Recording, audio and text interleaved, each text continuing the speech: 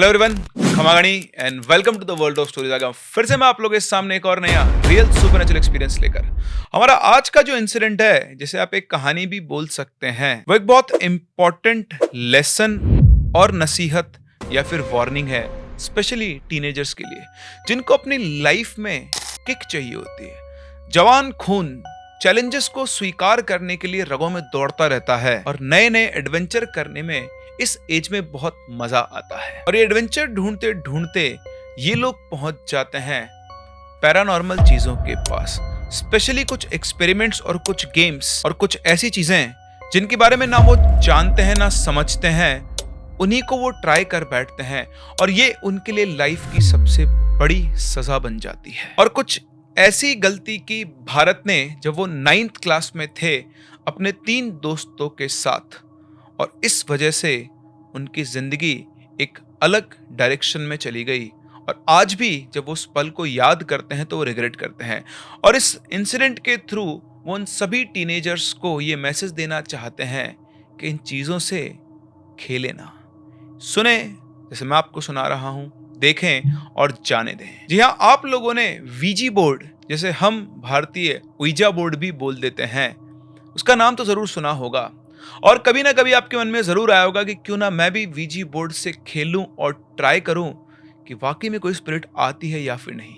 आप तो क्या, कई बार मेरे दिमाग में भी ऐसा आता है कि एक वीजी बोर्ड का सेटअप बना के उसका वीडियो बनाऊं, लेकिन फिर मुझे लगता है कि जब मैं सबको कह रहा हूं कि भाई ये काम नहीं करना है, तो वो काम मैं क्यों करूं? क्योंकि एनर्जीज घूमती रहती है, भटकती रहती है। अगर गलती से वो आपके पास आ गई, जैसा यहां हुआ, तो आपकी जिंदगी बर्बाद कर सकती है। तो ये देखते हैं क्या हुआ भारत और उसके दोस्तों के साथ।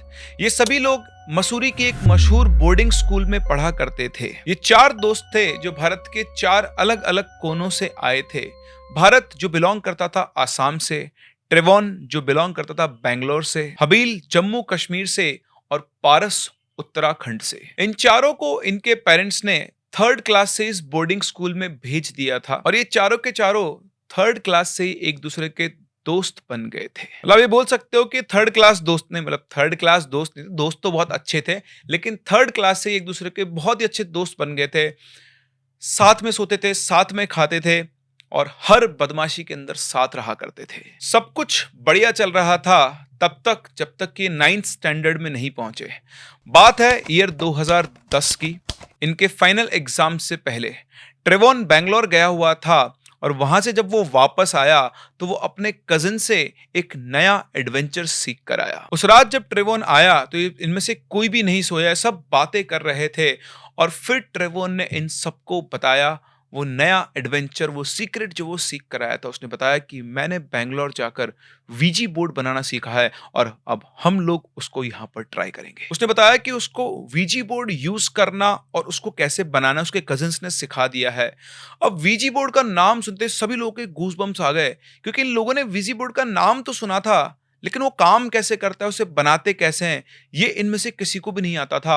और ये बात सुनकर सभी के सभी लोग एक्साइटेड हो गए। लेकिन इसी के साथ साथ ये लोग ये भी जानते थे कि वीजी बोर्ड बच्चों के खेलने की चीज नहीं है, क्योंकि इसके थ्रू वो स्पिरिट्स को बुला सकते हैं और कई बार अगर कोई खराब स्पिरिट आ गई, कोई डेमोनिक स्पिरिट आ गई, तो वो इनका नुकसान कर सकती है। जैसे कि आप सभी जानते हैं, वीजी बोर्ड बेसिकली एक बोर्ड होता है जिसके ऊपर अल्फाबेट्स लिखे हुए होते हैं, यस और नो बना हुआ होता है, और वहां पर आपको एक प्लांचेट बेसिकली एक हार्ट शेप का वुड का एक टुकड़ा होता है, इसमें ग्लास लगा हुआ होता है, उसके अंदर कॉइन डालते हैं और वो उस बोर्ड के ऊपर मूव करता है। आई होप आप सभी लोग इस चीज को जानते हैं और इतना इन लोगों को भी पता था। लेकिन ट्रेवॉन ने इन सबको कन्विंस किया, बहुत अच्छे से समझाया और उसके बाद इन सब लोगों ने ट्रेवॉन की बात मान ली। तो उसके बाद ट्रेवॉन ने सबसे कहा कि कल रात को हम इस वीजी बोर्ड को बनाएंगे और उसे ट्राई करेंगे। और उसने कहा कि बहुत बड़ा फन होने वाला है ये। अब फन वाली बात तो ठीक थी, लेकिन फन के साथ साथ जो बाकी लोग थे उनके अंदर क्यूरियोसिटी भी थी, क्योंकि कहीं ना कहीं हम सब लोगों ने उस एज के अंदर भूत प्रेत की कहानियां, उनकी मूवीज देखी हुई होती है और हमारे अंदर ये क्वेश्चन रहता है कि यार ये चीजें वाकई में होती है या नहीं। लगता तो नहीं है कि होती है, इसलिए उनसे इंटरेक्ट जरूर करना चाहिए। और यही चीज ये सब लोग भी एक्सपीरियंस करना चाहते थे कि जो मूवीज में दिखाया जाता है, जो कहानियों में सुनाया जाता है, वो एक्चुअली ट्रू है या फिर नहीं। और इस तरह से सब के सब सब लोग प्रोजेक्ट वीजी बोर्ड के लिए तैयार हो गए और उसके बाद ये सब लोग सोने चले गए। अगली सुबह सब लोग उठे और आज कुछ ज्यादा एनर्जेटिक फील कर रहे थे क्योंकि सभी के सभी लोग एक्साइटेड थे प्रोजेक्ट वीजी बोर्ड के लिए। ये लोग रेगुलर अपनी क्लास में गए। क्लास इनकी 3 क्लासेस हुई। क्लास करने के बाद इनका टी सैंडविच ब्रेक होता है। उस ब्रेक के अंदर ट्रेवोन कहता है कि मैं अब आगे की क्लास में नहीं जा रहा हूँ, मैं लाइब्रेरी जा रहा हूँ क्योंकि मुझे वीजी बोर्ड तैयार करना है। इसके बाद ट्रेवोन चला गया लाइब्रेरी और ये तीनों चले गए अपनी क्लासेस। क्लासेस खत्म करने के बाद ये लोग अपने लंच पर आए क्योंकि पूरे स्कूल का जो लंच होता था वो एक साथ ही होता था सभी बच्चों का। लंच करके ये अपने रूम में चले गए। स्कूल के अंदर 1 आवर का मैंडेटरी रेस्ट था। रेस्ट करने के बाद ये लोग वापस आए। स्पोर्ट्स वगैरह जो कि वो भी कंपलसरी थे, इन्होंने वो कंप्लीट किया। वो खत्म करके इन लोगों ने अपनी इवनिंग स्नैक्स लिए। उसके बाद अपने रूम में पहुंचे, वहां फ्रेशन अप हुए और फिर वापस इनका जो मैंडेटरी इवनिंग का स्टडी टाइम था वहां पर ये सब लोग पढ़ने पहुंच गए। उसके बाद इन लोगों ने डिनर लिया और इसके बाद अब ये लोग फ्री थे।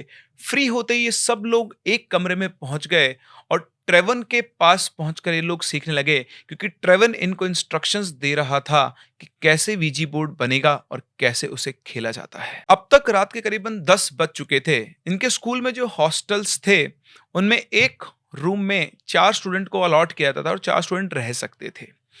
लेकिन ये चारों के चारों एक ही रूम में नहीं रहते थे। भरत एक अलग रूम में रहता था, ट्रेवोन एक दूसरे रूम में रहता था। हाँ, पारस और हबील का रूम सेम था। इन सब लोगों ने प्लान किया कि सभी लोग भरत के रूम में मिलेंगे रात को 11:30 बजे क्योंकि इनको डॉट 12 बजे अपना प्रोजेक्ट वीजी बोर्ड स्टार्ट करना था। अब भरत के रूम को ही डिसाइड करने का एक बहुत बड़ा रीजन था। भाई, वीजी बोर्ड काम वहां करेगा जहां पर आपको ये पता हो कि कोई स्पिरिट हो सकती है, कोई एंटिटी हो सकती है। ऐसा नहीं कि आप अपने घर के कमरे में वीजी बोर्ड लेकर बैठ जाओगे और शायद आपकी वहां पर किसी से बातचीत हो जाए। That is not possible. तो इन लोगों को एक कमरे का पता था जो कि भरत के कमरे का बिल्कुल एडजेसेंट कमरा था। भरत के पास वाला जो कमरा था वो तब से खाली था जब से इन लोगों ने स्कूल ज्वाइन किया था और ऐसा कहा जाता था कि 1992 में और 2001 में उस रूम के अंदर 2 स्टूडेंट्स की डेथ हुई थी। एक ने अपनी जान खुद ली थी और दूसरे की डेथ का रीजन पता नहीं चला। लेकिन वहां रहने वाले किसी भी स्टूडेंट ने, ना ही भरत ने कभी भी उस रूम में किसी भी तरह की कोई पैरानॉर्मल एक्टिविटी ऑब्जर्व की थी। इवन ये रूम उनका अड्डा था। जब ये घर से वापस आया करते थे और वहां से लोग चुपचाप कोल्ड ड्रिंक और चॉकलेट्स लेकर आते थे और उसी रूम के अंदर बैठकर ये खाया करते थे। और दूसरी बात ये थी कि उस रूम में एंटर करने के लिए इनको उस रूम को खोलने की जरूरत नहीं थी। स्कूल में जितने भी रूम्स बने हुए थे तो एडजेसेंट रूम्स का जो बाथरूम था वो कॉमन था। यानी उस बाथरूम की 2 एंट्री हुआ करती थी, एक इस वाले रूम से और एक उस वाले रूम से। तो भरत के रूम का जो बाथरूम था उसकी एंट्री एक भरत के रूम से होती थी और दूसरी उस साइड वाले रूम से होती थी। और ऐसा नहीं है कि वो पहली बार उस रूम को एक्सप्लोर कर रहे थे। कई बार वो भरत के रूम के थ्रू उस एम्प्टी रूम के अंदर जा चुके थे, उसको एक्सप्लोर कर चुके थे और अपने अभी तक के लाइफ टाइम में कुछ भी उस रूम में फील नहीं हुआ था। तो इनके प्रोजेक्ट वीजी बोर्ड के लिए वो रूम सबसे सूटेबल था और 11:45 तक ये सब लोग भरत के रूम में आ चुके थे। इसके बाद इन्होंने अपना रूम लॉक किया और बाथरूम के थ्रू ये लोग पहुंचे उस खाली कमरे में। इसके बाद ट्रेवोन ने अपना वीजी बोर्ड निकाला। उसने 4 कैंडल्स उसके चारों कोनों पर जलाई और उसके बाद ये चारों दोस्त उसके आसपास बैठ गए। ट्रेवोन ने सबको समझाया कि कैसे काम करेगा। उसने बताया कि हम सबको अपनी एक-एक फिंगर इस प्लांचेट के ऊपर रखनी है और फिर हमें उस स्पिरिट से कुछ स्पेसिफिक सवाल ही पूछने हैं। हम ऐसे रैंडमली कोई भी सवाल नहीं पूछ सकते हैं और वो स्पिरिट अगर यहाँ कोई आएगी तो वो जब इन क्वेश्चंस का आंसर देगी तो अपने आप ये प्लांचेट उन लेटर्स की तरफ मूव करेगा। हम में से कोई भी जबरदस्ती इस चीज को मूव नहीं कर पाएगा। उसने बताया कि कोई भी क्वेश्चन पूछने से पहले हमें ये इंश्योर करना होगा कि यहाँ पर कोई स्पिरिट है या नहीं। जब हम ये गेम शुरू करेंगे तो हम सबसे पहला सवाल ये पूछेंगे कि अगर यहाँ पर कोई स्पिरिट है या कोई स्पिरिट यहाँ से गुजर रही है तो वो इस प्लांचेट को यस की तरफ लेकर जाए और हमें इस बात का जवाब दे। और ये चीज हमें तब तक रिपीट करनी है जब तक कि ये प्लांचेट, ये कॉइन अपने आप मूव नहीं करता है। ठीक 12 बजे इन्होंने अपना प्रोसेस शुरू किया। सभी लोगों ने अपनी आंखें बंद की और उस प्लांचेट पर रख दी, क्योंकि सब लोग पहली बार ऐसा कुछ करने जा रहे थे। सभी लोग के गूज बम्स आ चुके थे और इनके हार्ट बीट जो थी उसकी मतलब जो पंपिंग थी अलग हो चुकी थी। इनके अंदर एक अलग सी फीलिंग थी। सभी के मन में एक सवाल था कि वाकई में इनका किसी स्पिरिट से सामना होगा या फिर नहीं। प्लांचेट पे उंगली रख के इन सब लोगों ने आंखें बंद की और जो ट्रेवर ने सिखाया था वही लाइन रिपीट करना शुरू की कि अगर यहाँ पर आसपास कोई स्पिरिट है या फिर यहाँ से कोई स्पिरिट गुजर रही है तो हमें इस प्लांचेट को यस पर मूव करके बताएं। करीबन 20 मिनट तक कोई लाइनें रिपीट करते रहे, लेकिन प्लांचेट पर कोई भी मूवमेंट नहीं आया। ट्रेवर ने इन लोगों को पहले समझा दिया था कि ऐसा नहीं होगा कि तुम सवाल पूछोगे और तुम्हें जवाब मिल जाएगा। लॉन्ग प्रोसेस है, बहुत टाइम लग सकता है। ये लोग पेशेंटली बैठे रहे और बार बार उस लाइन को रिपीट करते रहे। करीबन 1 घंटा गुजर गया। 1 घंटा गुजरने के बाद भी जब इन्हें कोई आंसर नहीं मिला तो पारस ने बोला, भाई अब सब अपनी आंखें खोलते हैं, कुछ नहीं हो रहा है। सबने आंखें खोली और एक दूसरे को देखकर उस लोग बहुत तेज तेज हंसने लगे, ये सोचते हुए कि किस तरह के बेवकूफ हम हैं कि हम ये मानकर चले कि एक स्पिरिट आएगा। और 1 घंटे तक हम लोगों ने ट्राई किया है, कुछ भी नहीं हुआ। सब लोग उठते हैं, कमरे की लाइट ऑन करते हैं और एक बेड जो रखा हुआ था उसके कॉर्नर पर जाकर बैठ जाते हैं और पंखा चलाते हैं। पंखा चलाते ही सारी की सारी कैंडल्स बुझ जाती हैं और फिर ये आपस में बातचीत करना शुरू करते हैं कि लोग क्या सोच रहे थे, कौन क्या सोच रहा था, किसको क्या लग रहा था। ये सारा एक्सपेरिमेंट करते टाइम और इन्हें पता ही नहीं चलता कि बात करते करते कब रात के 3 बज जाते हैं। जब इन्हें टाइम का पता लगता है तो लोग बोलते हैं चलो भाई सोने चलते हैं, सुबह क्लासेस के लिए उठना भी है। ये सब लोग उठते हैं, तभी ट्रेवन बोलता है कि मैं इस बर्बाद वीजी बोर्ड को भी फेंक देता हूं। और शायद यही इन लोगों की सबसे बड़ी गलती थी। ट्रेवॉन सिर्फ उसे ही पता था कि इस प्रोसेस को पूरा कंप्लीट कैसे करते हैं, यानी इसको क्लोजर देना बहुत जरूरी था। और ट्रेवन ने यह कहा कि मैं इस वीजी बोर्ड को फेंक देता हूं। ट्रेवन उस बोर्ड को उठाने जाता है और जैसे उसको हाथ लगाता है उसके हाथ बुरी तरह शिवर करने लग जाते हैं, कांपने लग जाते हैं, क्योंकि वो प्लांचेट जो अभी तक न्यूट्रल था वो यस पर जाकर रुका हुआ था। सब लोग उसके पास पहुंचे, पूछे ट्रेवन क्या हुआ? तो उसने कांपते वीजी बोर्ड की तरफ इशारा किया और इन सब लोगों ने अपनी आंखों से देखा कि वो प्लांचेट जिसको इस सेंटर पर छोड़ के गए थे अपने आप उसके कॉर्नर पर यस पर पहुंच चुका था। देखते सबकी आंखें बाहर निकले और सबके सब बुरी तरह से कांपने लगे। सबके सब टोटली ब्लैंक हो चुके थे, दिमाग ने काम करना बंद कर दिया था, क्योंकि हर एक को बहुत अच्छे से पता था कि जब इन्होंने वीजी बोर्ड को छोड़ा था तो वो प्लांचेट बिल्कुल सेंटर में था और अब वो अपने आप यस पर मूव कर चुका था और इनके फिंगर्स भी टच नहीं हो रही थी। फैन चल रहा था लेकिन फैन अलग डायरेक्शन में था और जो बोर्ड था वो कमरे के कॉर्नर में था। और दूसरी बात, फैन इतना पावरफुल नहीं था कि वो उस हैवी प्लांचेट को अपने आप मूव करवा सके। इन सभी लोगों को रूम में एक अलग सी ठंडक महसूस हो रही थी और ये लोग उस रूम से भागने से भी घबरा रहे थे। जैसे ये मान लो कि वो एकदम से वो फ्रीज हो गए हो और तभी एकदम से हबील आगे आता है, वो गत्ते से बने वीजी बोर्ड को फाड़ता है, वो प्लांचेट उसके अंदर रखे हुए कॉइन को फोल्ड करके वो सब विंडो से बाहर फेंक देता है और फिर सबके सब लोग उस रूम से भागकर बाहर निकल जाते हैं। और वहां से निकलकर ये भारत के रूम में नहीं रुकते, क्योंकि अब इनके अंदर हिम्मत नहीं थी कि ये भारत के रूम में सो पाए। ये लोग हबील और पारस के रूम में जाते हैं और चारों के चारों वहीं जाकर चुपचाप बिस्तरों पर लेट जाते हैं। ये जागे हुए थे लेकिन एक दूसरे से बात नहीं कर रहे थे। पता नहीं कब इन्हें नींद आई और सुबह जब ये उठे तो इनके वही ट्रैजिक फेसेस थे, थके हुए और डरे हुए, और उन्हीं फेसेस से इन्होंने अपने अगले दिन का रूटीन कंप्लीट किया। फिर से रात आई और इस रात ये बहुत जल्दी सोना चाहते थे, क्योंकि किसी से भी इस बारे में बात करना नहीं चाहते थे। ऑल्दो इनके चेहरे देखकर इनके बाकी दोस्तों ने इनसे बहुत पूछा कि तुम्हें क्या हुआ है, तुम्हें क्या हुआ है, लेकिन ये किसी से भी इस बारे में कोई डिस्कशन करना नहीं चाहते थे। सभी लोग अपने अपने कमरों में सोए, सिवाय भारत के। वो आज भी हबील और पारस के पास ही सोया। सुबह जब सभी लोग उठे तो इन्हें खबर मिली कि ट्रेवन को हॉस्पिटलाइज किया गया है, क्योंकि वो रात को बहुत तेज दर्द में चिल्ला रहा था और अपने बेड से उठ नहीं पा रहा था। ट्रेवन को हॉस्पिटलाइज हुए 1 दिन हो गया था। बच्चों को स्कूल से बाहर जाने नहीं दिया जाता था। फिर शाम को वार्डन ने इन्हें बुलाया और इनसे पूछकर बात की कि क्या तुम लोगों की ट्रेवन से किसी तरह की कोई फाइट हुई थी? तो उन्होंने बोला कि नहीं सर, ट्रेवन तो हमारा अच्छा दोस्त है और हमारा ऐसा कोई झगड़ा नहीं हुआ जिसमें हम एक दूसरे को कोई फिजिकली हार्म करें। उसके बाद उनका जो वार्डन था उन्होंने उन बच्चों को ट्रेवन की एक पिक्चर दिखाई जिसमें उसके पूरे शरीर के ऊपर नील पड़ी हुई थी। ऐसे निशान पड़े होते थे किसी ने ट्रेवन को बहुत अच्छे से मारा पीटा हो। तीनों ने वो फोटो देखी और इनकी आंखें फटी की फटी रह गई। पूरे शरीर पर उसकी नील पड़ी हुई थी और तीनों बहुत अच्छे समझ रहे थे कि ट्रेवन की ये कंडीशन होने का क्या कारण हो सकता है। अब ये तीनों और ज्यादा घबरा गए थे और अभी जहां भी जाते तीनों साथ रहते और तीनों साथ ही सोते थे।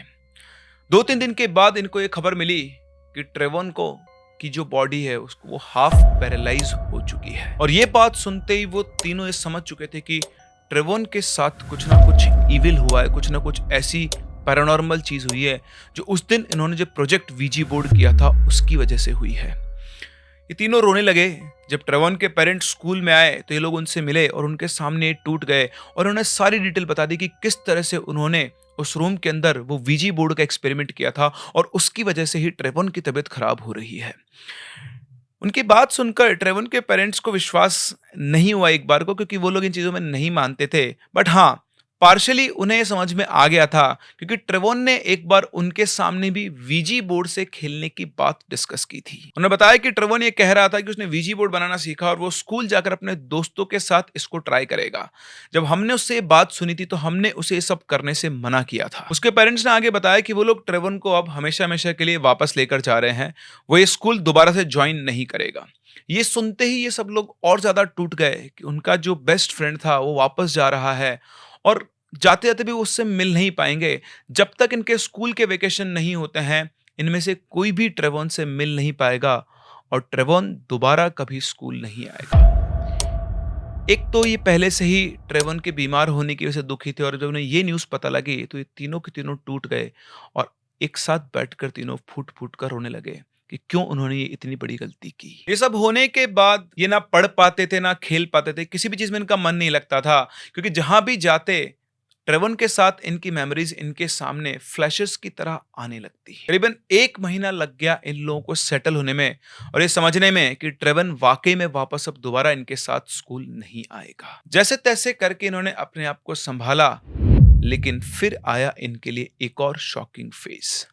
अगला नंबर था पारस का। इस सारे टाइम के दौरान पारस सबसे ज्यादा स्ट्रांग था और उसको देखकर लगता था कि उसे इन सब चीजों से कोई फर्क नहीं पड़ रहा है, कुछ ज्यादा मतलब जो उस दिन रूम में हुआ उससे वो अफेक्टेड नहीं था। लेकिन एक दिन की बात है, सभी लोग मेस में बैठकर लंच कर रहे थे और पारस अपनी प्लेट को लेकर बैठा हुआ था, लेकिन उसका ध्यान अपनी प्लेट पर नहीं था।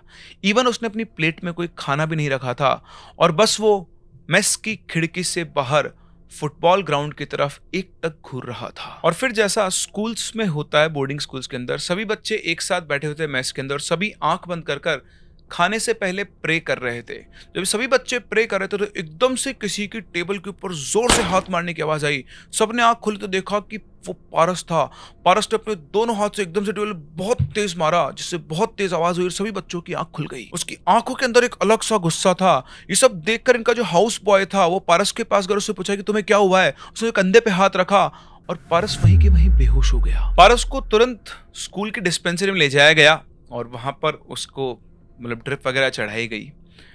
उस दिन वो पूरा टाइम वहीं डिस्पेंसरी में ही बेड पर एडमिट रहा। अब ये जो हुआ, भारत और हबील शॉक में आ चुके थे क्योंकि उन्हें पता लग गया था कि वहां जो भी इविल एंटिटी थी उसने अपना अगला स्टेप ले लिया है।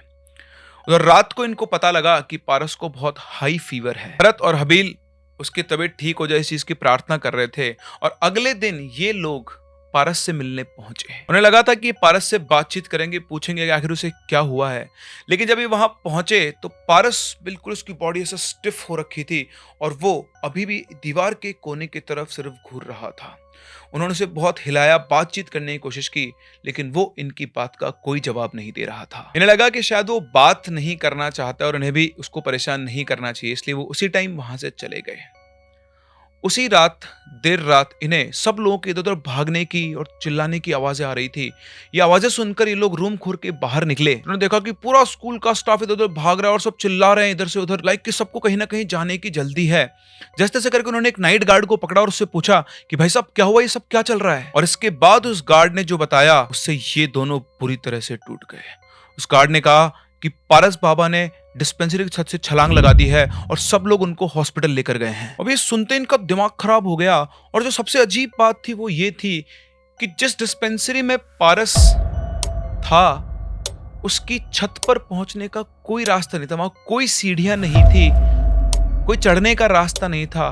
किसी को भी समझ में नहीं आ रहा था कि पारस आखिर उस छत पर कैसे पहुंचा, आखिर वहां से वो क्यों कूदा। क्योंकि पारस टीचर स्टूडेंट सभी का बिलव्ड था और बहुत जॉली नेचर का था। किसी को भी समझ में नहीं आ रहा था कि आखिर उसने स्टेप क्यों उठाया।